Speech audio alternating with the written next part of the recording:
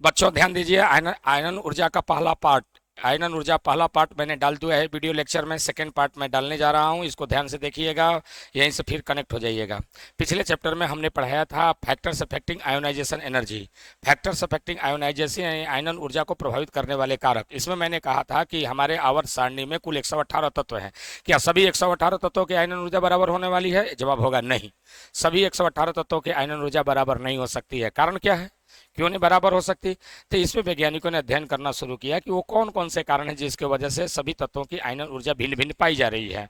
तो उसके पीछे उन लोगों को कुछ कारक नजर आए। वो कारक जिसके वजह से आयनन ऊर्जा किसी तत्व की बढ़ या घट सकती है, उनको अध्ययन करना जरूरी है, ताकि उसके आधार पर हम आवर्त सारणी में एक सही ट्रेंड बना सकें, सही क्रम बना सकें, जिससे कि पता चल सके कि आयनन ऊर्जा वर्ग में ऊपर से नीचे आने पर बढ़ रही है, आवर्त में बाएं से दाएं घट रही है कि बढ़ रही है कि घट रही है, कि क्या हो रहा है, इसको जानना जरूरी है। तो स्टूडेंट्स, हमने पिछले क्लास में चर्चा किया था कि आयनन ऊर्जा को प्रभावित करने वाले कौन कौन से कारक हैं, जिसमें हम लोग को कुछ कारक पिछले क्लास में देखे थे। पहला था परमाणु आकार यानी एटॉमिक साइज। एटॉमिक साइज एक बहुत बड़ा मेन मुख्य कारक होता है, बहुत बड़ा मुख्य कारक होता है। एटॉमिक साइज के आधार पर तय हो जाता है, क्योंकि आवर्त सारणी में आप लोग को पता है कि सभी तत्वों का आकार बराबर नहीं है। वर्ग में ऊपर से नीचे आने पर परमाणु का आकार बढ़ता है और बाएं से दाएं जाने पर परमाणु का आकार घटता है। तो ये एटॉमिक साइज भी बहुत बड़ा असर डालता है, आयनन ऊर्जा को प्रभावित करता है। कैसे? तो मैं बताता हूं, आपके सामने उदाहरण देता हूं। एक छोटा परमाणु है और यह एक बड़ा परमाणु है, समझिए। अंदर में कक्षाएं होंगी, अंदर में बहुत सारी कक्षाएं हो सकती हैं, लेकिन फिलहाल बहुत सारी कक्षाओं को नहीं जानना है। बस इतना जानिए कि एक छोटा परमाणु एक अंदर है, ये बाहर का कक्षा है। सबसे बाह्यतम कक्षा को बोलते हैं संयोजी कक्षा। और इसका यह नाभिक है, जरा देख ले, नाभिक है, इसका भी एक नाभिक है। और ये है अनंत कक्षा, ये है अनंत कक्षा जहां इलेक्ट्रॉन निकलना है, इनफाइनाइट ऑर्बिट। अनंत कक्षा के बारे में मैंने बताया था। नाभिक से इतनी दूर का नाभिक होता है धन आवेशित, बेटा, नाभिक होता है धन आवेशित। नाभिक से इतनी दूर का कक्षा जहां नाभिक का आकर्षण समाप्त हो जाए। अगर किसी परमाणु के इलेक्ट्रॉन को अनंत कक्षा में भेज दिया जाए तो फिर यह हमेशा हमेशा के लिए निकल जाता है। अभी मान लीजिए इलेक्ट्रॉन यहाँ पर है और इसका इलेक्ट्रॉन यहाँ पर है। अब जरा देख लें, हमको मालूम है कि नाभिक इसको अपने एक आकर्षण शक्ति से खींचता है। नाभिक को समझो मदर और इलेक्ट्रॉन को समझो उसका चाइल्ड। ये माँ है और ये इसका बच्चा है। मम्मी अपने बच्चे से बहुत प्यार करती है, एक आकर्षण शक्ति से खींचती है। यहाँ पर बच्चा नजदीक है, इसलिए यहाँ लगने वाला आकर्षण शक्ति ज्यादा है, और यहाँ बच्चा दूर है, इसलिए लगने वाला आकर्षण शक्ति कमजोर है। यहाँ डबल देखो, डबल एरो देते हैं, जिससे पता चल जाए कि आकर्षण शक्ति ज्यादा है और यहाँ आकर्षण शक्ति कमजोर है। मदर और बच्चे के आधार पर ज्यादा समझ में आता है, भावनाओं से जुड़िएगा। अब क्या मामला है कि इस इलेक्ट्रॉन को अगर यहाँ से यहाँ तक निकाल देते हैं, यहाँ से यहाँ तक निकाल देते हैं, तो यह इलेक्ट्रॉन निकल जाएगा और इसके लिए देनी पड़ेगी हमको ऊर्जा, जिसे कहेंगे आयनन ऊर्जा। क्या कहेंगे? आयोनाइजेशन एनर्जी, कहेंगे आयोनाइजेशन एनर्जी। और यहाँ से भी अगर इलेक्ट्रॉन यहाँ निकल जाएगा तो इसको भी कहेंगे आयोनाइजेशन एनर्जी। मामला क्या है, क्योंकि यहाँ परमाणु छोटा है तो यहाँ नाभिक और इसके बीच की दूरी कम है, और दूरी कम होने की वजह से यहाँ लगने वाला आकर्षण ज़्यादा है। तो जब ज़्यादा आकर्षण लगेगा तो इस इलेक्ट्रॉन को निकलने के लिए ज़्यादा एनर्जी देनी पड़ेगी, तो यहाँ आयनन ऊर्जा ज़्यादा हो जाएगा। और ये परमाणु बड़ा है तो यहाँ नाभिक और इलेक्ट्रॉन के बीच की दूरी भी ज़्यादा है, और जब नाभिक और इलेक्ट्रॉन के बीच की दूरी ज़्यादा होगी तो यहाँ लगने वाला आकर्षण बल कम हो जाएगा। आकर्षण बल अगर कमजोर हो गया तो यहाँ से निकलने पर दी गई ऊर्जा का वैल्यू क्या हो जाएगा? कम हो जाएगा। इसका कुल मिला जुला करके अर्थ ये हुआ कि अगर आकार छोटा होगा तो आयनन ऊर्जा का वैल्यू ज्यादा होगा, और आकार बड़ा होगा तो आयनन ऊर्जा का वैल्यू कम होगा।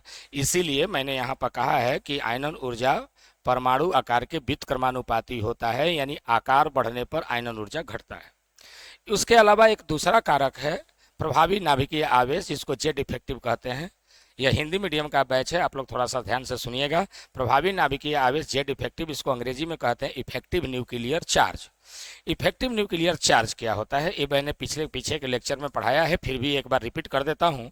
तो इफेक्टिव न्यूक्लियर चार्ज का मतलब न्यूक्लियस में जो धन आवेश है प्रोटॉन के वजह से इनका कितना आवेश इस पर प्रभावित है, यानी कितने आवेश से यह इसे आकर्षित कर रहा है। कुल मिला जुला करके देखा जाए तो इफेक्टिव न्यूक्लियर चार्ज का मतलब है कि नाभिक का इस पर कितना परिणामी आकर्षण लग रहा है, फाइनल रिजल्टेंट, प्रतिकर्षण वगैरह घटाने के बाद नाभिक कितना जोर से खींच रहा है।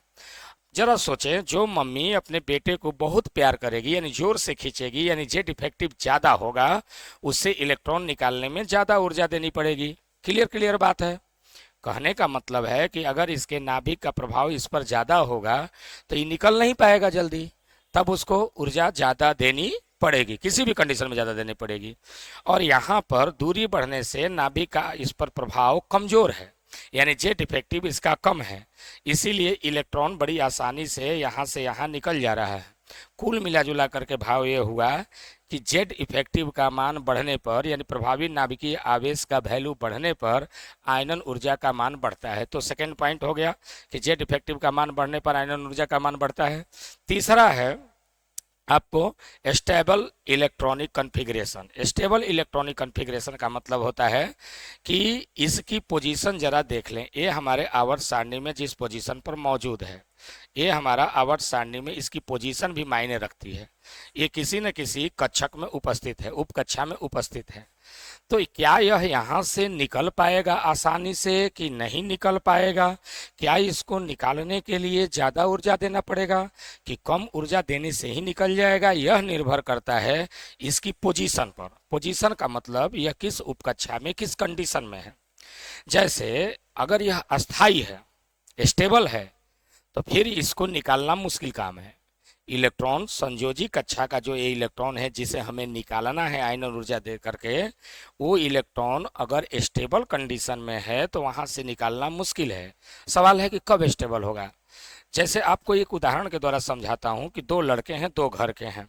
एक लड़का अपने गांव शहर जहां रहता है घर में वहीं पर अच्छा सेटल है, उसके पास पैसा है, वो नौकरी कर रहा है और अच्छा कमा रहा है, परिवार अच्छा से चला रहा है। और दूसरे परिवार का लड़का आवारा है, उसको कोई काम नहीं है, वो कुछ भी नहीं कर पाता है, अनस्टेबल कंडीशन में है। तो जो लड़का सेटल है, नौकरी कर रहा है, वो स्टेबल है, जो लड़का कुछ नहीं कर रहा है वो अनस्टेबल है। अगर कोई व्यक्ति आए लालच दे करके उन्हें गुजरात कमाने के लिए भेजे, या गुजरात का मतलब यहाँ अनंत कक्षा में, तो कौन लड़का तेजी से कम थोड़ा सा ही उसको एक्टिवेट कर देने पर, थोड़ा सा ही प्रोवोक कर देने पर चला जाएगा? तो जो अनस्टेबल है यानी जो कोई काम नहीं कर रहा है, जो बेरोजगार है, लेकिन जो स्टेबल है वो 10 बार सोचेगा जाने के लिए, उसको ज़्यादा लालच देना पड़ेगा कि तुमको हम 50,000 का नौकरी करवा देंगे, 100 1 लाख का नौकरी करा देंगे, तब जाएगा। यही बात यहाँ होती है। जब कोई इलेक्ट्रॉन यहाँ से यहाँ निकलता है तो निकलने से पहले उसकी पोजीशन भी देखनी जरूरी होती है कि अभी किस सिचुएशन में है। अगर यह स्टेबल है तो और यह अनस्टेबल है तो स्टेबल वाले को निकालने में ज़्यादा एनर्जी देनी पड़ेगी यानी आयनन ऊर्जा का मान बढ़ जाएगा, जबकि अनस्टेबल वाले को निकालने में कम एनर्जी देनी पड़ेगी, आयनन ऊर्जा का मान कम होगा। तो कब स्टेबल होगा? अब आते हैं, उसका मतलब है इलेक्ट्रॉनिक विन्यास। बाह्यतम कक्षा यानी संयोजी कक्षा का इलेक्ट्रॉनिक विन्यास स्टेबिलिटी तय करता है। जैसे देख लीजिए, स्टेबल इलेक्ट्रॉनिक कॉन्फ़िगरेशन होता है, यहां से दिखा देता हूं मैं। एस में 2 इलेक्ट्रॉन रहे, पी में 6 रहे, डी में 10 रहे और एफ में 14 रहे, तो ये जो हैं पूर्ण भरे हुए उपकक्षा होते हैं यानी कंप्लीटली फील्ड सब ऑर्बिट होते हैं। जबकि पी में 3 रहे, डी में 5 रहे और एफ में 7 रहे, तो यह half filled orbital energy level हैं यानी अर्ध भरे हुए हैं। ये दोनों ही सिचुएशन अस्थाई होता है। जैसे अगर मैं आप लोगों के सामने एक बात बताऊं कि मान लीजिए कि ये हमारा एटम है और ये न्यूक्लियस है। जिस इलेक्ट्रॉन को निकालना है उसकी सिचुएशन कुछ इस तरह से है। इसमें इलेक्ट्रॉन है, पी में इलेक्ट्रॉन है और ये ऐसे भरे हुए हैं, जरा देख लें, 6 हैं, पी में 6 हैं, यानी यह पूरी तरह से भरा है। इन्हीं में से किसी इलेक्ट्रॉन को निकाल करके अनंत कक्षा में भेजना है। तो अगर इसके इलेक्ट्रॉन को निकाल करके आप अनंत कक्षा में भेजना चाहोगे, पी में 6 है, तो इससे इसकी गड़बड़ी हो जाएगी।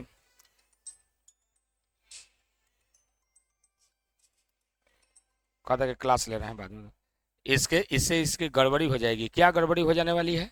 अगर इससे इलेक्ट्रॉन निकलेगा तो अब पी में आपको 5 इलेक्ट्रॉन बचेगा। देख लीजिए, 5 इलेक्ट्रॉन बचेगा जो कि अनस्टेबल, पहले स्टेबल था और P5 अनस्टेबल हो गया। तो थोड़ा यह इलेक्ट्रॉन ज़्यादा नौटंकी करने वाला है कि भाई हम अगर चले जाएंगे घर छोड़ करके तो पूरा परिवार हमारा अनस्टेबल हो जाएगा।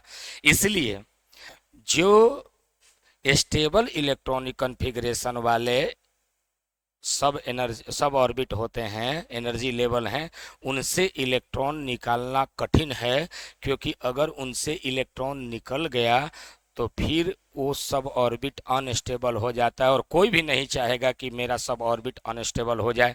इसलिए स्टेबल इलेक्ट्रॉनिक कॉन्फ़िगरेशन से इलेक्ट्रॉन निकालना मुश्किल हो जाता है।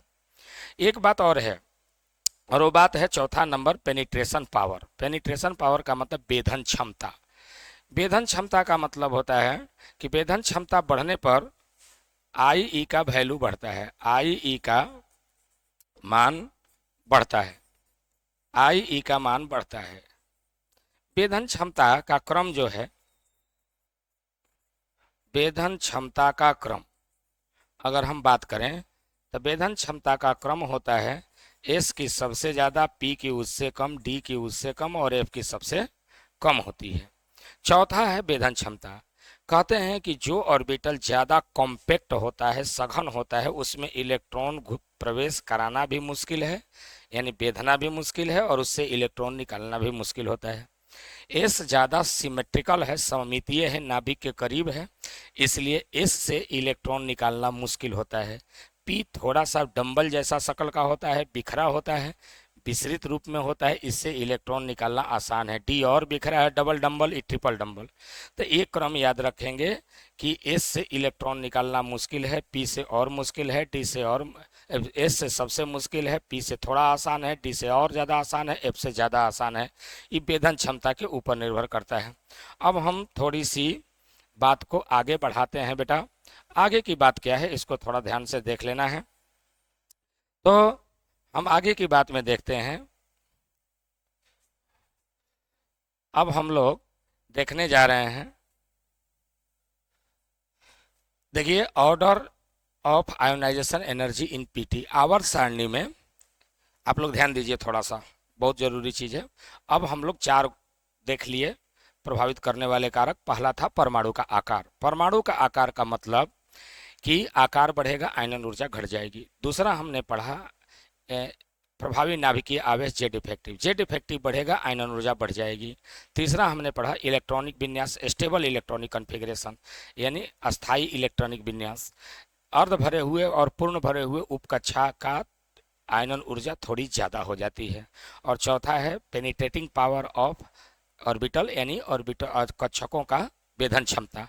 एस की वेधन क्षमता सबसे ज़्यादा, पी की कम, डी की कम, एफ की कम, यानी एस की सबसे ज़्यादा आयनन ऊर्जा हो जाएगी, पी की कम, डी की कम, ऐसे घटेगा। अब हमको देखना है ट्रेंड। क्या ट्रेंड का मतलब कि आवर्त सारणी में हम लोग देखने जा रहे हैं कि वर्ग में ऊपर से नीचे आने पर क्या आयनन ऊर्जा बढ़नी चाहिए कि घटनी चाहिए। बाएं से दाएं, आवर्त में बाएं से दाएं जाने पर आयनन ऊर्जा का मान बढ़ना चाहिए कि घटना चाहिए, इसको समझना है। तो इसीलिए आवर्त सारणी में आयनन ऊर्जा का क्रम। तो पहले हम लोग देख लेते हैं वर्ग में। इससे पहले मैं आपको बता दूं कि मेरा चैनल आप लोगों को केमिस्ट्री का A to Z video lecture लेकर के आ रहा है, ऑनलाइन क्लास भी आएंगे, इसलिए मेरे चैनल को सब्सक्राइब कर दें, लाइक कर दें, और अगल बगल के जितने भी मेरे स्टूडेंट्स हैं या जिनको पसंद आ रहा है वीडियो, वो सारे लोग चैनल को लाइक सब्सक्राइब करवाएं भी, करें भी। जल्द से जल्द हमारा, आप लोग बहुत कम समय में हमारे चैनल को 500-600 के आसपास सब्सक्रिप्शन दे दिया है। आवर व्यू भी बहुत अच्छा है, इसलिए आप लोगों से ज़्यादा मेरा रिक्वेस्ट है कि भाई जब हम आपको इतना मेहनत करके ला रहे हैं वीडियो लेक्चर, तो आप लोगों का कर्तव्य बनता है कि ज़्यादा से ज़्यादा सब्सक्रिप्शन बढ़ाएं, सब्सक्राइब करवाएं, और उसके साथ साथ इसको लाइक करें, बेल आइकन वगैरह जितना भी है सब कुछ बजा वजा दें, ताकि मैं आप मेरा मनोबल थोड़ा सा हाई हो और मैं ज़्यादा बेहतर क्वालिटी का वीडियो लेक्चर लेकर आ सकूँ। तो देखिए, अब आगे देखते हैं यहाँ पर आवर्त सारणी में आयनन ऊर्जा का क्रम। तो पहला क्रम हम देखते हैं, पहला क्रम हम देख लेते हैं आवर वर्ग में। पहला number in a group, in a group, वर्ग में, वर्ग में। पहले जनरल ट्रेंड देखते हैं वर्ग में। ऊपर से नीचे, इन अ ग्रुप, ऊपर से नीचे, ऊपर से नीचे। हम ऊपर से नीचे वर्ग में देख रहे हैं। ऊपर से नीचे जाने पर कौन कौन से कारक हैं जो प्रभावित करते हैं, इसको जरा देख लीजिए। अगर हम वर्ग में ऊपर से नीचे जा रहे हैं यानी ऊपर से नीचे की तरफ बढ़ रहे हैं तो कौन कौन से चीज़ें फैक्टर हैं जो बढ़ घट रहे हैं। अगर ऊपर से नीचे हम चलते हैं तो परमाणु का आकार जो है वो बढ़ता है। क्यों बढ़ता है भैया? परमाणु का आकार क्यों बढ़ता है? क्योंकि ऊपर में पहला में एक कक्षा होता है, नीचे आओगे तो आपके पास दो कक्षा हो जाएगा, और नीचे आओगे तो तीन कक्षा हो जाएगा। कोई भी लड़का ध्यान से देखे और इसको बताए, ऊपर से नीचे आने पर कक्षाओं की संख्या बढ़ती है और कक्षाओं की संख्या बढ़ने की वजह से आयनन ऊर्जा आकार परमाणु का बढ़ता है। तो ऊपर से नीचे आने पर बेटा परमाणु का आकार बढ़ता है। ऊपर से नीचे आने पर परमाणु का आकार अगर बढ़ता है तो जेड इफेक्टिव का वैल्यू क्या होता है? तो जेड इफेक्टिव का वैल्यू लगभग में कांस्टेंट होता है या थोड़ा बहुत घटता है, तो इसको हम लोग कांस्टेंट ही मान लेते हैं। ऊपर से नीचे आने पर जेड इफेक्टिव का वैल्यू कांस्टेंट होता है। तो मैं आप लोगों को बात बता दूं कि जो कारक नियत हो जाता है थ्रू आउट, ऊपर से नीचे तक एक समान रहता है, वो हमारे क्रम को प्रभावित नहीं करता। उदाहरण देता हूँ, हमारे क्लासरूम में जैसे मान लीजिए आप लोग जो हैं वो 100 स्टूडेंट आप लोग बैठे हैं या 200 स्टूडेंट 300 स्टूडेंट जो भी हैं बैठे हैं क्लास में, और सभी को हमको एक क्रम में सजाना है। आधार दो मिला, या तो रंग के आधार पर सजाऊं या हाइट के आधार पर सजाऊं। रंग के आधार पर मैंने काला से गोरा की तरफ मैं सजाऊं या हाइट के आधार पर छोटा से बड़ा के क्रम में सजाऊं। मैंने पाया कि मेरे क्लास में बैठे हुए बच्चों का कलर लगभग एक जैसा है। मान लीजिए काल्पनिक रूप से सभी बच्चे एक ही रंग के गोरे गोरे सब बच्चे हैं। तो जब सभी स्टूडेंट एक ही रंग के हैं लेकिन हाँ हाइट में फर्क है, तो बताइए कि हम लड़कों को किस क्रम में सजाएंगे? कलर के आधार पर सजाएंगे कि हाइट के आधार पर सजाएंगे? तो आप लोग कहोगे कि सर जी कलर के आधार पर तो सजाना मुश्किल है क्योंकि कलर तो सेम है। तो किस आधार पर सजाएंगे? हम लोग सजाएंगे हाइट के आधार पर, क्योंकि हाइट में कमी है, ऊंचाई में थोड़ी थोड़ी कमी बेसी है।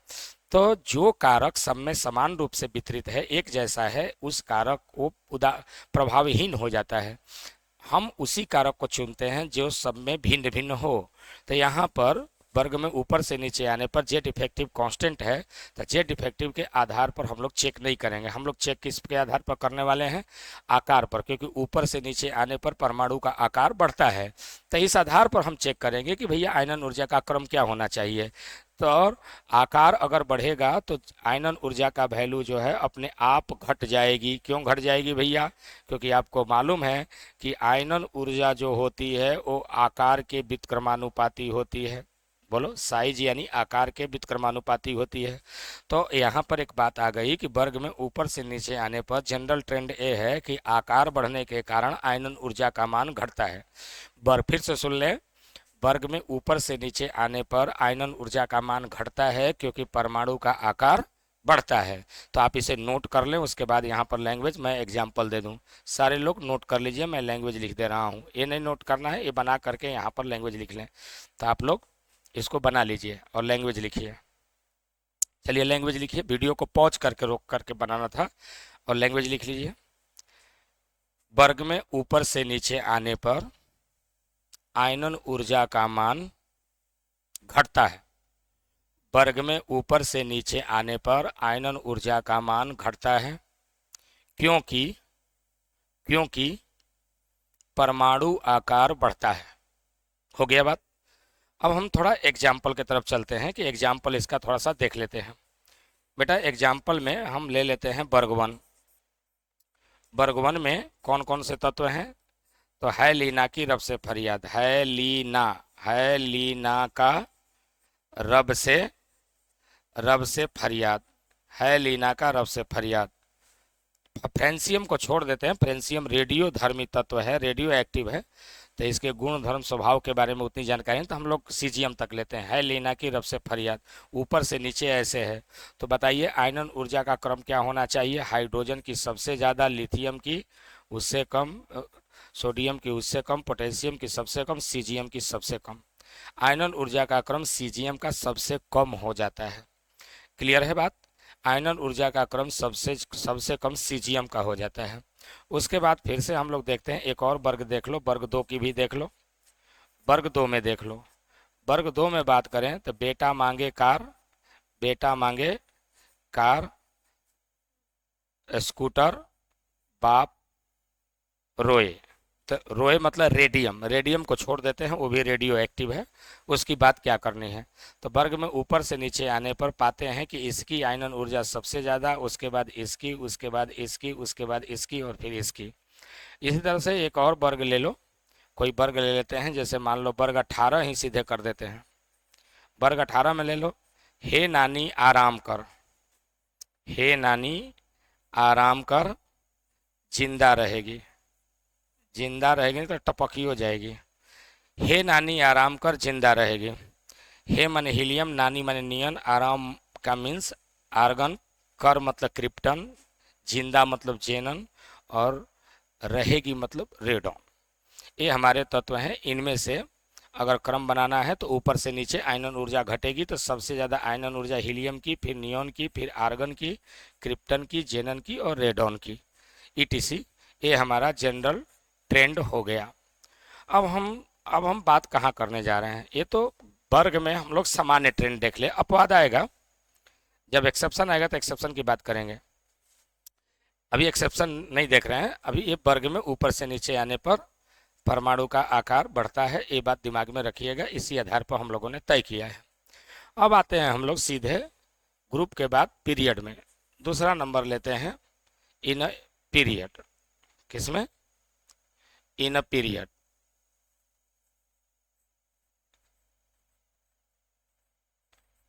From left to right.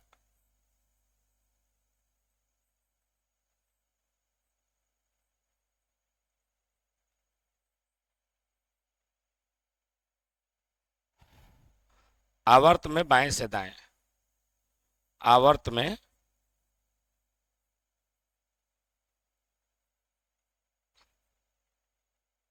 बाएं से दाएं।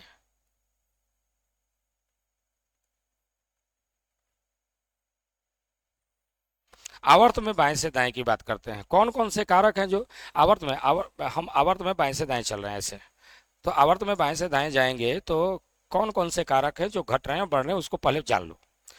तो आप लोग को सबसे पहले काम है जानने के लिए कि आवर्त में बाएं से दाएं जाने पर कौन कौन से कारक बढ़ते हैं और कौन कौन से कारक घटते हैं। अगर ये बात हमको समझ में आ जाती है तो हम ट्रेंड बनाने में सफल हो जाते हैं। तो सारे लोग पीछे के क्लास को जल्दी जल्दी दिमाग में रखिए कि देखिए और समझिए कि कौन कौन से कारक है जो बाएं से दाएं जाने में घटते हैं। कौन कौन से कारक में, जैसे आकार, और हम जेड इफेक्टिव की बात बोल रहे हैं। आकार का क्या प्रभाव पड़ता है बाएं से दाएं जाने पर, आकार क्या होता है और जेड इफेक्टिव क्या होता है, बोलो जल्दी से। तो हम अगर बाएं से दाएं जाते हैं, बाएं से दाएं जाते हैं तो आकार घटता है। आकार क्या होता है? घटता है।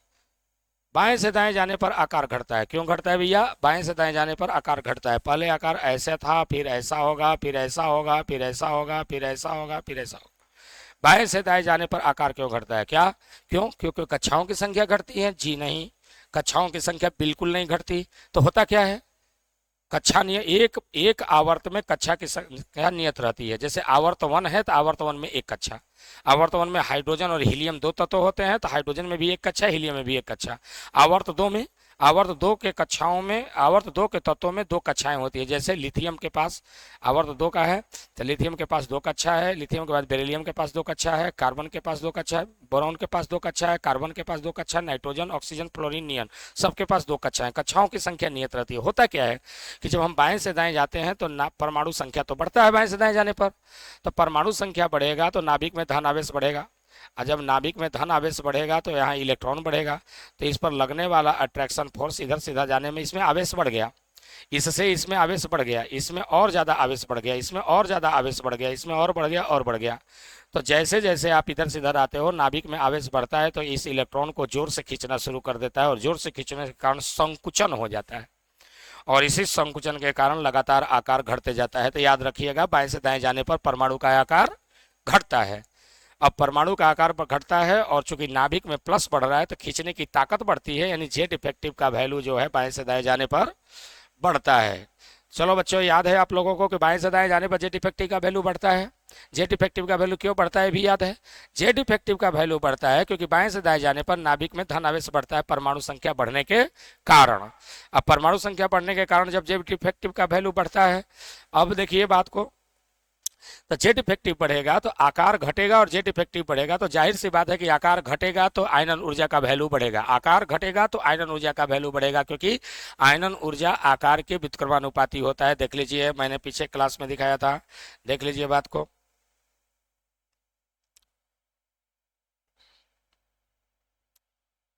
यहां देख लीजिए, मैं दिखाता हूं आप लोगों को, ये देखो जरा देखिए, मैंने बताया था, देख लीजिए, आयनन ऊर्जा आकार अगर कम होगा, आकार घट रहा है, देख लो बेटा, आकार घट रहा है तो आयनन ऊर्जा का वैल्यू व्युत्क्रमानुपाती है, बढ़ेगा। दूसरी बात है जेड इफेक्टिव बढ़ेगा तो आयनन ऊर्जा का वैल्यू बढ़ेगा। इससे साफ पता चल रहा है, अगर हम पॉइंट पर आए तो साफ पता चल रहा है कि आकार अगर घटेगा और जेड इफेक्टिव बढ़ेगा तो आयनन ऊर्जा का वैल्यू बढ़ने वाला है। यानी हम कुल मिला जुला करके कहते हैं कि बाएं से दाएं जाने पर जेड इफेक्टिव का वैल्यू बढ़ता है, आकार घटता है, इसलिए आयनन ऊर्जा का वैल्यू बढ़ता है। तो चलो जल्दी जल्दी इसको करो और यहाँ पर लैंग्वेज लिखो, खटाखट खटाखट खटाखट, इसको बना लीजिए जल्दी से। हो गया कॉपी? वीडियो को रोक करके बनाना है भाई, वीडियो को रोक करके बना लीजिए। अब लैंग्वेज लिखिए, फटाफट लिखिएगा। आवर्त में बाएं से दाएं जाने पर आयनन ऊर्जा का मान बढ़ता है। फिर से सुने, आवर्त में बाएं से दाएं जाने पर आयनन ऊर्जा का मान बढ़ता है, आयनन ऊर्जा का मान बढ़ता है क्योंकि परमाणु आकार घटता है और जेड इफेक्टिव का मान बढ़ता है। परमाणु आकार घटता है और जेड इफेक्टिव का मान बढ़ता है। हो गया? तो चलो हम लोग एग्जाम्पल देखते हैं। इसमें एग्जाम्पल थोड़ी सावधानी से देखनी होगी। मैं एग्जाम्पल दिखा रहा हूं आवर्तवन। कौन सा? मैं पहला एग्जाम्पल दिखा रहा हूं आवर्तवन। देख लें आवर्तवन। आवर्तवन में कौन कौन से तत्व हैं बेटा? आवर्तवन में दो ही तत्व है, हाइड्रोजन है और कौन है? हीलियम है। हाइड्रोजन है और कौन है? हीलियम है। तो मैं ले रहा हूं हाइड्रोजन और दूसरी तरफ ले रहा हूं हीलियम। चलो बताओ, हाइड्रोजन और हीलियम में कौन, किसकी आयनन ऊर्जा ज़्यादा होगी, किसकी आयनन ऊर्जा कम होगी? फटाफट फटाफट बताओ। बाएं से दाएं जाने पर आकार घटेगा। ये अलग बात है कि हीलियम का आकार बड़ा होता है, रीजन क्योंकि अक्रिय गैस है और इसकी वान डेर वाल त्रिज्या मापी जाती है, तो आकार नहीं, जेड इफेक्टिव की बात करो। जेड इफेक्टिव बढ़ेगा, बाएं से दाएं जाने पर जेड इफेक्टिव बढ़ेगा तो आयनन ऊर्जा का वैल्यू भी बढ़ेगा। क्लियर है? जेड इफेक्टिव बढ़ेगा तो आयनन ऊर्जा का मान भी बढ़ेगा। सेकेंड पर आते हैं। हम आवर्त दो की बात बोल रहे हैं, यहां से तो सावधान रहिएगा। मैं आवर्त दो की बात कर रहा हूं। आवर्त दो में देख लीजिए, किसका फोन है? बड़े भाई का?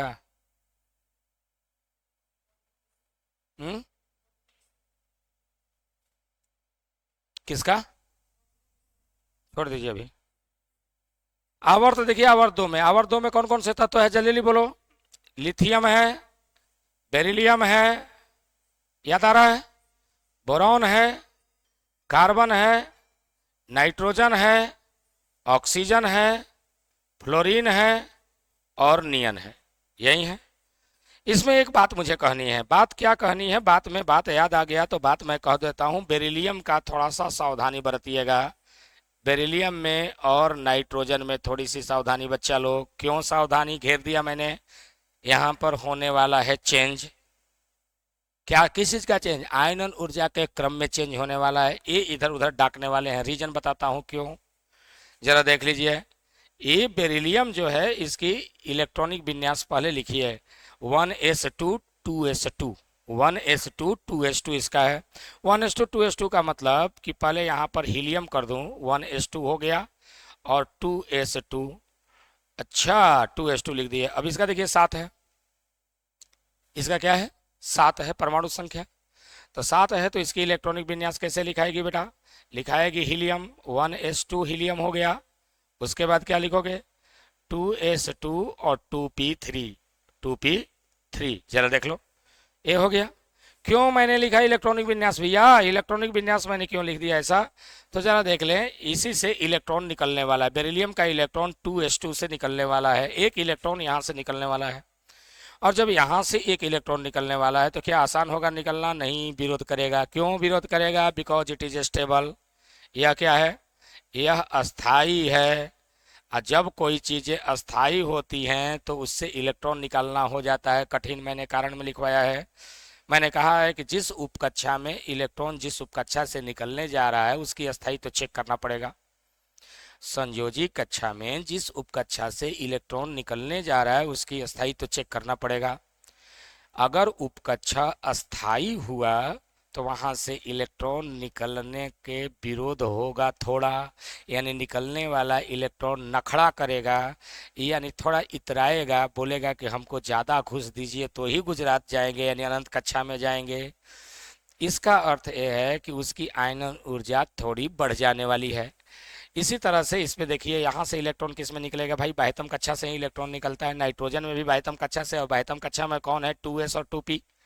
तो बाहर में कौन होगा? 2p होगा। तो जब बाहर में 2p होगा तो इलेक्ट्रॉन कहाँ से निकलने वाला है? 2p से। और 2p की क्या कंडीशन है? अर्ध भरा हुआ है। 2p की क्या भरा हुआ है? अर्ध भरा हुआ है। और जब 2p अर्ध भरा हुआ है तो p में 3 इलेक्ट्रॉन है। p में 3 भर रहे हैं तो यह अस्थाई है कि अस्थाई? तो सभी बच्चे जोर से बोलेंगे कि यह एक अस्थाई है। जब यह अस्थाई है बेटा तो मेरे को एक बात बता दीजिए, सभी लोग एकदम तहे दिल से बता दीजिए अगर समझ में आ गई है बात तो। बेरिलियम की अस्थाई इलेक्ट्रॉनिक विन्यास अगर है तो क्या बेरिलियम के इलेक्ट्रॉन को इतनी आसानी से निकाली जा सकती है क्या? बिल्कुल नहीं जी, बेरिलियम तो विरोध करेगा। इसलिए बेरिलियम की थोड़ी सी आयनन ऊर्जा बढ़ जाएगी और बोरॉन को ढक जाएगा।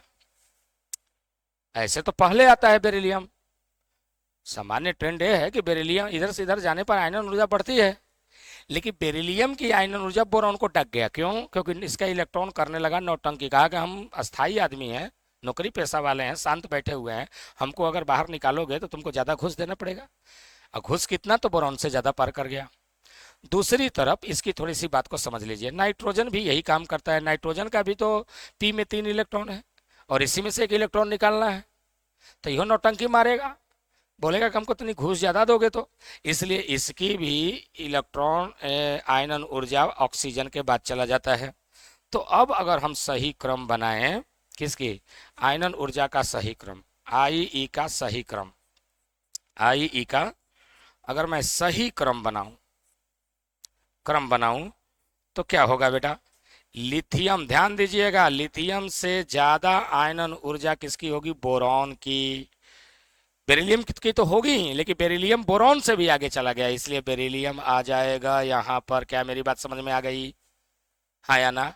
ओके। अब जरा देखो, उससे ज्यादा आयनन ऊर्जा कार्बन की। कार्बन से ज्यादा तो नाइट्रोजन की है, लेकिन नाइट्रोजन की आयनन ऊर्जा तो ऑक्सीजन को भी ढक गया, इसलिए आएगा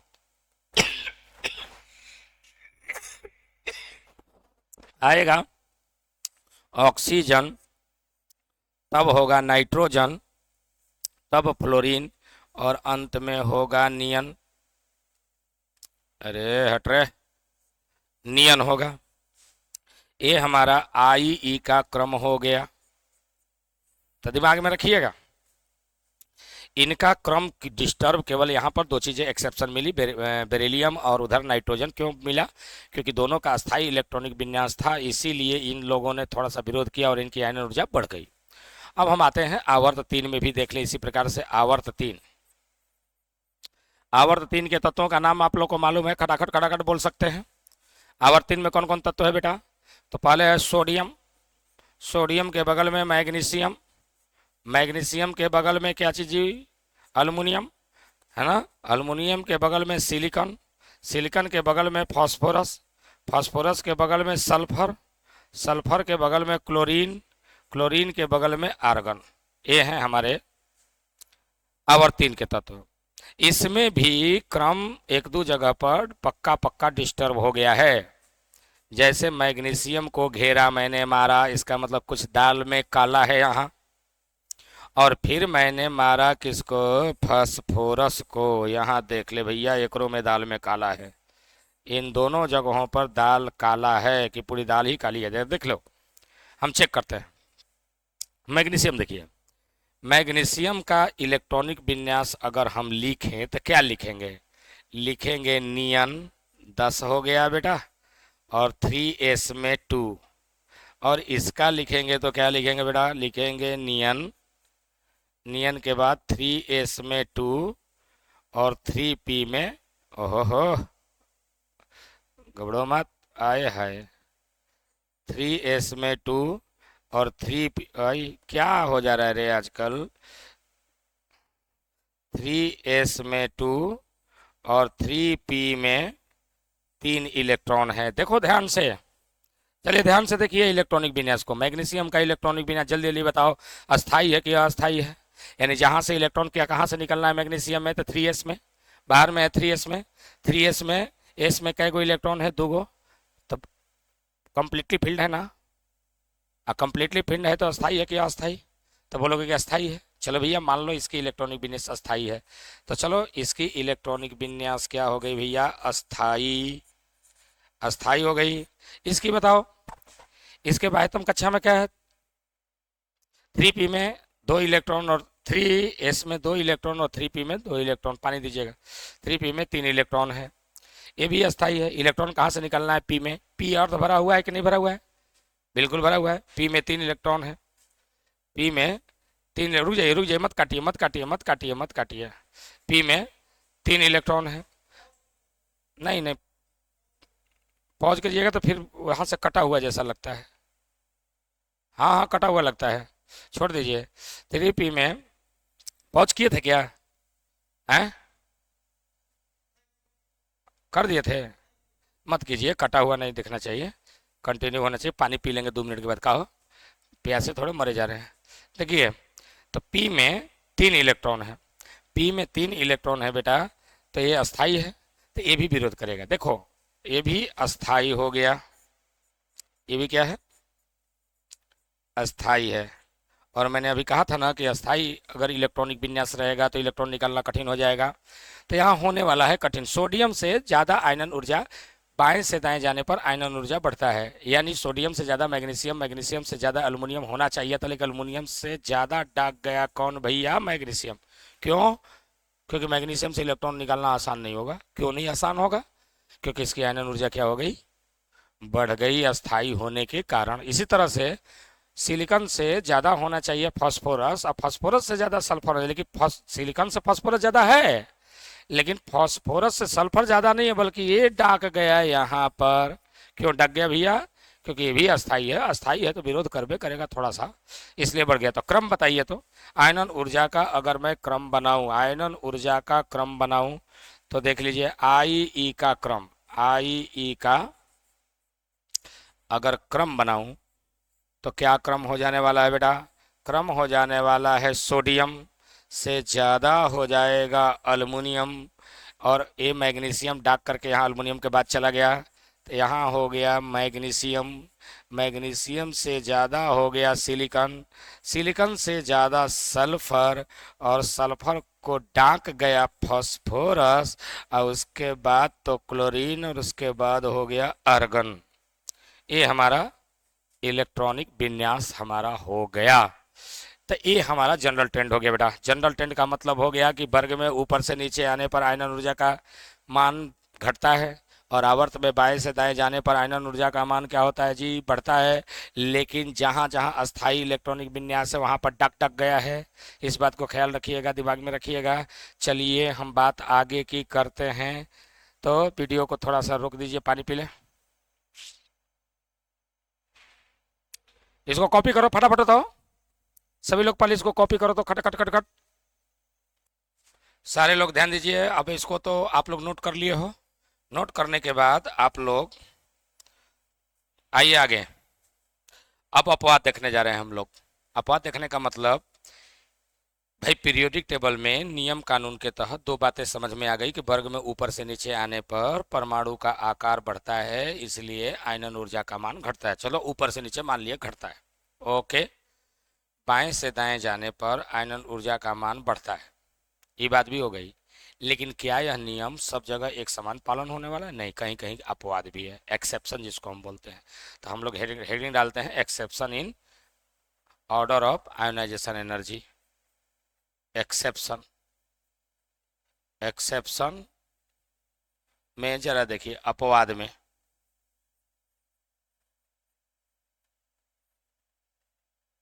थोड़ा अपवाद को देखते हैं कि कहाँ कहाँ अपर अपवाद है। अपवाद की बात चल पड़ी तो पहले हम लोग देखते हैं वर्ग 13 में। वर्ग 13, पहला अपवाद वर्ग 13 में। वर्ग 13 का नाम सुन समझ रहे हो? वर्ग 13 का नाम समझ में आ रहा है? वर्ग 13 में कौन कौन से तत्व होते हैं बेटा? जल्दी जल्दी याद करो। वर्ग 13 में कौन कौन से याद है? किसी को याद है? बैगन, हाँ याद आ गया, याद आ गया, याद आ गया। बैगन आलू, बैगन आलू। गाजर इन थैला, आहा। बैगन आलू गाजर इन थैला। बैगन माने बोरॉन, आलू गाजर इन थैला। बैगन आलू गाजर इन थैला। Boron, aluminium, gallium, indium, thallium, ये हमारे वर्ग 13 के तत्व हैं। इसमें पाया ये गया, दो जगह पे एक्सेप्शन पाया गया। क्या? तो ऐसे तो ट्रेंड है कि ऊपर से नीचे आने पर आयनन ऊर्जा का मान घटना चाहिए। ऊपर से नीचे आने पर आयनन ऊर्जा का मान क्या होना चाहिए? घटना चाहिए। मतलब कि बोरॉन से आयनन ऊर्जा कम होनी चाहिए एल्युमिनियम की, एल्युमिनियम से कम गैलियम की, गैलियम से कम इंडियम की, इंडियम से कम थैलियम की। लेकिन यह ट्रेंड हमेशा यहाँ लागू नहीं है। होगा क्या कि गैलियम की आयनन ऊर्जा थोड़ी सी बढ़ जाती है और एल्युमिनियम से ज़्यादा हो गई, और थैलियम की तो बहुते बढ़ जाती है और बढ़ करके गैलियम से भी ऊपर चला गया। सवाल है ऐसा क्यों हुआ? ऊपर से नीचे तो आयनन ऊर्जा घटनी चाहिए ना, फिर गैलियम की बढ़ी क्यों और थैलियम की बहुत ज़्यादा बढ़ी क्यों? तो इसके रीज़न ये है कि यह जो आता है, रीज़न मैं बताता हूँ, ये जो आता है वो 3D सीरीज के बाद आता है। थोड़ा सा देखिएगा, three D three D series series के बाद आता है। ये 3D सीरीज है, 3D सीरीज के बाद गैलियम आता है। और ये लेंथेनॉइड्स, लेंथेनॉइड्स के बाद आता है। पर ये देखो ध्यान से, गैलियम 3D, जब हम बाएं से दाएं आते हैं, चौथा चौथा आवर्त का तत्व है। चौथा आवर्त, चौथा आवर्त में गैलियम से ठीक पहले स्कैंडियम से लेकर के जिंक तक डी ब्लॉक के तत्व आते हैं, जिनमें लगता है संक्रमण संकुचन, ट्रांजिशन कंट्रैक्शन। और ट्रांजिशन कंट्रैक्शन का प्रभाव इस पर रहता है। जब संक्रमण का संकुचन होता है तो डी ब्लॉक में तो होता ही है, इसका प्रभाव पी ब्लॉक के गैलियम तक जाता है। तो संकुचन के प्रभाव के कारण इसके बाह्यतम कक्षा का इलेक्ट्रॉन भी थोड़ा संकुचित हो जाता है, नाभिक जोर से खींच लेता है, इसलिए इसका इलेक्ट्रॉन निकालना कठिन हो जाता है और इसकी आयनन ऊर्जा बढ़ जाती है, अल्युमिनियम से ज्यादा हो गई। अब रही बात थैलियम की, क्यों? तो थैलियम आवर्त 6 का तत्व है, और आवर्त 6 में बेरियम के बाद, मतलब एस ब्लॉक, वर्ग 1 वर्ग 2, एस ब्लॉक के में पहले हम बात करते हैं सीजियम, और सीजियम के बाद बेरियम। वर्ग 1 में सीजियम और बेरियम। बेरियम के बाद एक आता है लेंथेनम 57 डी ब्लॉक में, तीसरा तीसरा वर्ग में 58 से लेकर के सीजियम, बेरियम से लेंथेनम, और लेंथेनम का सेरियम से लेकर ल्यूटेटियम तक, ये जो 14 गो तत्व हैं वो 4F सीरीज के हैं। यानी इसमें लेंथेनॉइड्स आ जाते हैं, और लेंथेनॉइड्स जो हैं आकार को सिकुड़ करके छोटा कर देते हैं, और लेंथेनॉइड के संकुचन का प्रभाव उस पूरे आगे के सीरीज में तत्वों पर होता है, और उसी में आगे पी ब्लॉक में थैलियम है। लेंथेनाइड के नाभिक इतना पावरफुल होता है कि आगे के आने वाले इलेक्ट्रॉनों को भी खींच देता है, और इस संकुचन के कारण इसका इलेक्ट्रॉन निकालना मुश्किल है, और इतना मुश्किल होता है कि आयनन ऊर्जा बढ़ करके मात्र बोरॉन्स के नीचे चला जाता है। यानी अगर इसका हम ग्राफ खींचे तो ग्राफ कुछ इस तरह से खिंचाता है। अगर हम देख लें, जरा देखिए, ग्राफ में ये बताने का प्रयास कर रहा हूं कि इधर मैं ले रहा हूं आयनन ऊर्जा, आयोनाइजेशन एनर्जी ऊपर की तरफ बढ़ रही है, और इधर लिख रहा हूं परमाणु संख्या जो कि इधर बढ़ रहा है। ध्यान दीजिएगा, इधर परमाणु संख्या बढ़ेगी। सबसे कम परमाणु संख्या किसकी है? तो बोरॉन की। ऊपर से नीचे आने परमाणु संख्या बढ़ता है, तो सबसे कम परमाणु संख्या बोरॉन की है, तो बोरॉन की परमाणु संख्या यहाँ है और इसकी आयनन ऊर्जा भी सबसे ज्यादा है। उसके बाद उससे ज्यादा ई बोरॉन है बेटा, बोरॉन से ज्यादा परमाणु संख्या, देखो परमाणु संख्या इधर बढ़ रहा है, तिरछा हो रहा है, इधर बढ़ रहा है। परमाणु संख्या अल्युमिनियम की है और इसकी आयनन ऊर्जा घट गई, कम हो गई। उससे उससे ज्यादा परमाणु संख्या गैलियम की है, लेकिन गैलियम की आयनन ऊर्जा अल्युमिनियम से ज्यादा है। उससे ज्यादा परमाणु संख्या बोरॉन, बोरॉन से ज्यादा परमाणु संख्या इधर अल्युमिनियम गैलियम है, तो गैलियम और इधर आना चाहिए, लेकिन आयनन ऊर्जा घटी नहीं है, बढ़ गई है। देखिए गैलियम का बढ़ गया अल्युमिनियम से ज्यादा, तो अल्युमिनियम से ज्यादा हो गई तो अल्युमिनियम से ऊपर आयनन ऊर्जा ऊपर, तो ये हो गया गैलियम। यहाँ आ गया गैलियम, और गैलियम से ज्यादा परमाणु संख्या इंडियम की है, लेकिन इसकी आयनन ऊर्जा अल्युमिनियम से भी कम है, तो अल्युमिनियम से भी कम है तो आ गया यहाँ पर इंडियम। ये हो गया इंडियम। और थैलियम की परमाणु संख्या तो सबसे ज्यादा है, लेकिन आयनन ऊर्जा इसकी बोरॉन से मात्र कम है, यानी ज्यादा है, इसलिए ये चला गया ऊपर। यह हो गया थैलियम। तो ध्यान से अगर हम आई ई का क्रम बनाएं, आई ई का क्रम, आई ई का क्रम बनाएं, तो आई ई का क्रम क्या हो जाने वाला है?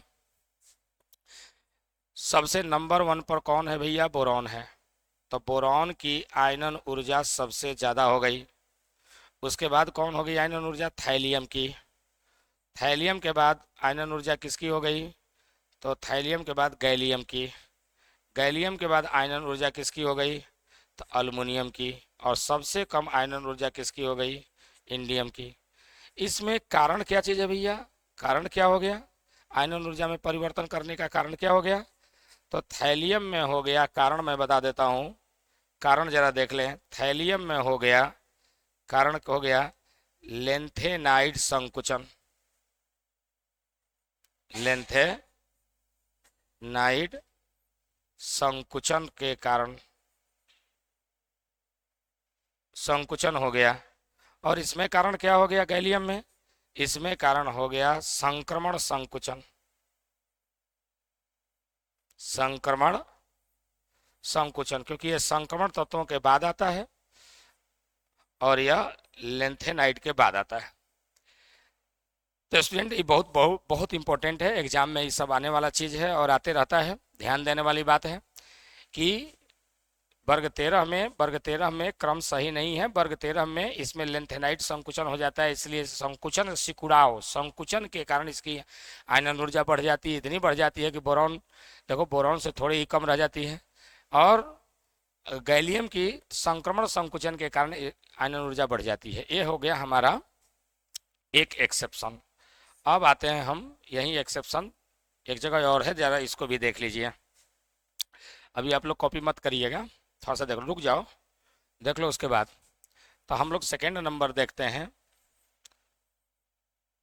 वर्ग 14 में भी एक जगह एक्सेप्शन है। वर्ग 14 कौन है भैया? वर्ग 14 के तत्वों को याद करो, वर्ग 14 के तत्वों को जल्दी याद करो, बताओ वर्ग 14 में कौन कौन तत्व है? कहे शिव जी, हाँ याद आ गया, कहे शिव जी सुनो पार्वती, कहे शिव जी, कहे शिव जी सुनो पार्वती। पार्वती पर मुझे आपत्ति है, मतलब पार्वती माता पर आपत्ति नहीं है, पार्वती यहाँ पर आपत्ति है। क्या आपत्ति है? यहाँ एक सवाल है, ऊपर से नीचे आने पर आयनन ऊर्जा का मान तो क्या घटना चाहिए, क्योंकि आकार बढ़ता है, लेकिन पार्वती जी का आयनन ऊर्जा घट करके एसएन के ऊपर चला गया। कारण ई आवर्त 6 का है, इहो आवर्त 6 का था, एक में कौन लगा था? लेंथेनाइड संकुचन। तो एक में हो गया लेंथेनाइड संकुचन, लेंथेनाइड संकुचन के कारण, संकुचन के कारण, लेंथेनाइड संकुचन के कारण पीबी का आयोनाइजेशन एनर्जी एसएन से ज्यादा हो जाता है, से ज्यादा हो जाता है। क्लियर है? एसएन से ज्यादा हो जाता है आयनन ऊर्जा। तो हम क्रम बनाना चाहते हैं भैया कि इसका क्रम बना लें। क्रम थोड़ा सा बना लेते हैं, देखिए ध्यान से। तो आई ई का क्रम देख लो, आई ई का क्रम जरा देख लें। चलो बताओ अब क्रम क्या हो जाएगा, फटाफट फटाफट बताइए क्या क्रम हो जाएगा भाई। कोई भी लड़का दिमाग लगा के बताओ क्या क्रम हो जाएगा। खाली एक जगह चेंज हो रहा है, एक में संकुचन हो गया, सिकुड़ाव हो गया, इलेक्ट्रॉन बाह्यतम कक्षा के इलेक्ट्रॉन को खींच लिया है, इसलिए आयनन ऊर्जा थोड़ी बढ़ जाएगी। तो क्या होगा, सबसे ज्यादा कार्बन की आयनन ऊर्जा, कार्बन के बाद सिलिकॉन की। कहे शिव जी, जी तक तो चलेंगे जी। कहे शिव जी पार्वती सुनो, कहे पहले था क्या, कहे शिव जी सुनो पार्वती, अब ना कहे शिव जी पार्वती सुनो, पीबी का बढ़ गया। तो इस क्रम को याद रखिएगा।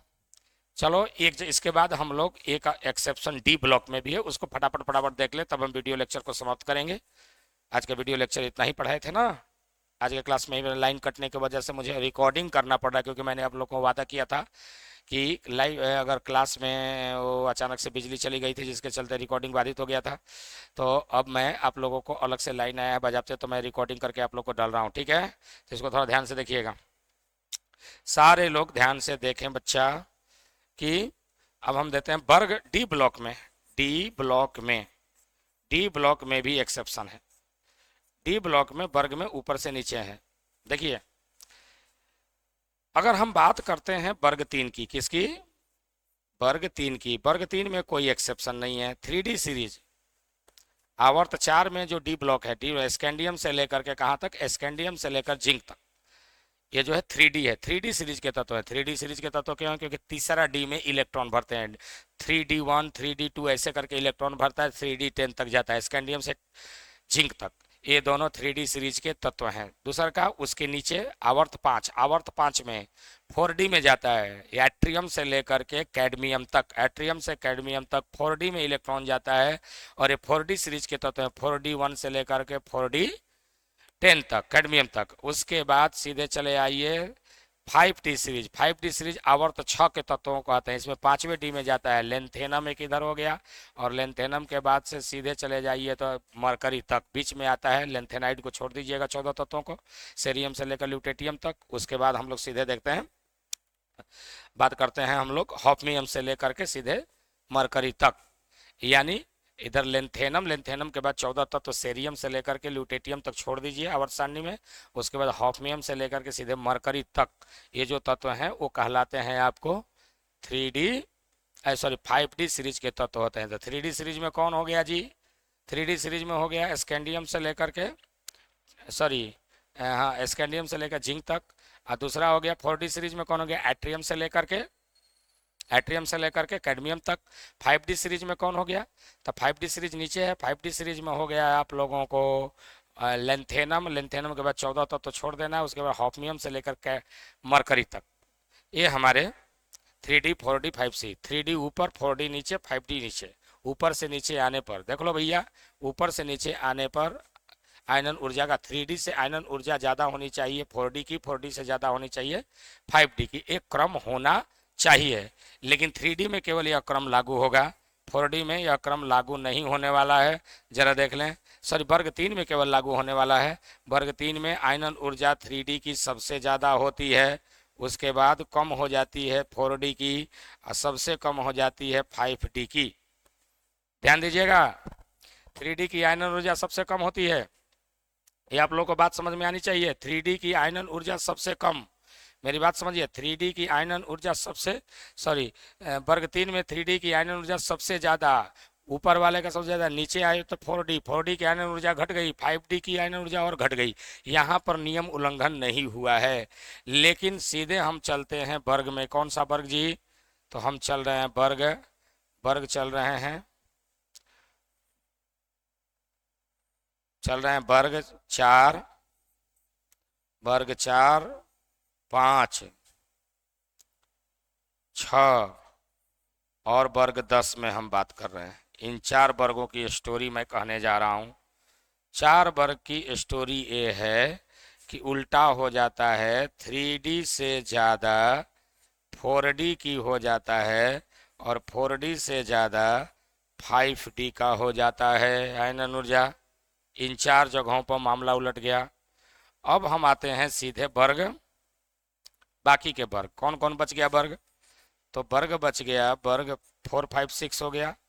वर्ग बच गया कौन सा भैया, तो वर्ग 7 बच गया, वर्ग 8 बच गया, वर्ग 9 बच गया, वर्ग 11 बच गया, वर्ग 12 बच गया। इतने वर्गों की बात करें, इतने वर्गों के मामला में हमारा कंडीशन बदल चुका है। क्या हो गया कि इतने वर्गों के केस में हमारा 4D के आयनन ऊर्जा जो होती है सबसे कम हो जाती है, बढ़ जाएगी 3D की, और सबसे ज़्यादा हो जाती है 5D की। यहाँ पर गड़बड़ी हुआ है लेंथेनाइड संकुचन के कारण। किसके, कौन सा, तो लेंथेनाइड संकुचन, संकुचन के कारण, संकुचन के कारण यह घटना घटी। कई मिनट हो गया वीडियो लेक्चर, संकुचन के कारण। तो आप लोग ये जितने भी एक्सेप्शन हमारे आवाज सारणी में था बेटा, मैंने आप लोग को बता दिया। सारे एक्सेप्शन आपके सामने हैं। मैंने 3 तरह के एक्सेप्शन बताया। वैसे तो मैंने बताया था कि आवर्त में बाएं से दाएं जाने पर जहां अस्थायी इलेक्ट्रॉनिक विन्यास होता है वहां पर दाग जाता है, वो तो रहने दीजिए। लेकिन उसके अलावा हमारे पूरे आवर्त सारणी में इन 3 जगहों पर एक्सेप्शन है। वर्ग 13 में है, वर्ग 13 में है बैगन, बोरॉन के बाद थैलियम आता है, थैलियम के बाद गैलियम, गैलियम के बाद अल्युमिनियम और एंडियम सबसे लास्ट में हो जाता है। और वर्ग 14 में कहे शिवजी सुनो पार्वती की जगह पर कहे शिवजी पार्वती सुनो हो जाता है। और ये टी ब्लॉक में तो महागड़बड़ी है, गड़बड़ी का सेंटर है, इसको याद रखने की जरूरत है। कई मिनट हो गया वीडियो लेक्चर में।